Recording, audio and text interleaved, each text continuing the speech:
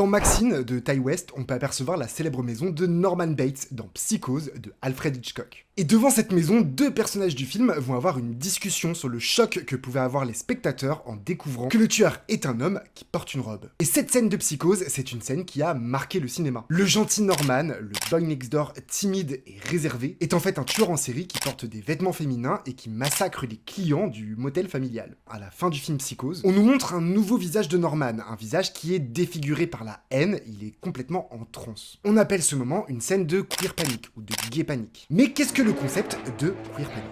Alors pour commencer, c'est un terme qui n'est pas vraiment officiel, mais qu'on voit de plus en plus dans les critiques cinéma, et qui vient d'une expression américaine utilisée en droit. Aux États-Unis, mais aussi en Australie, les accusés de meurtre peuvent plaider la queer panic ou la gay panic. Cette ligne de défense, elle permet à un suspect d'invoquer une folie passagère. Elle repose sur l'idée que confronté à son propre comportement queer ou à celui en face, le suspect peut momentanément perdre le contrôle. Étant donné que cette situation sort de son cadre habituel, ses valeurs ou de sa perception de la réalité, il perd pied et devient temporairement fou. Alors pour résumer un peu grossièrement, on estime devant la Cour de justice américaine que ce qui n'est pas dans la norme est par conséquent déviant, donc menaçant. On estime que c'est normal que l'être humain ait peur de ce qu'il ne connaît pas. Peur également de découvrir une nouvelle facette de sa propre image. Et cette défense de queer panic, elle est encore utilisée. En août 2013, un habitant de Harlem drague Issan Nettles, mais quand les amis du jeune homme vont se moquer de lui pour avoir dragué une femme trans, le mec va s'emporter et commettre l'irréparable. Quand il sera appelé à la barre 3 ans plus tard, il va plaider la queer panic. Et du coup, il aura droit à une peine allégée pour homicide involontaire. Alors c'est dégueulasse comme ligne de défense, et ça, on est bien d'accord. Mais c'est exactement ce qu'on va voir dans Psychose. Un homme rongé et apparemment sans histoire qui va perdre les pédales à la lumière de son comportement. Alors évidemment, Alfred Hitchcock ne parle pas de queer panic dans Psychose.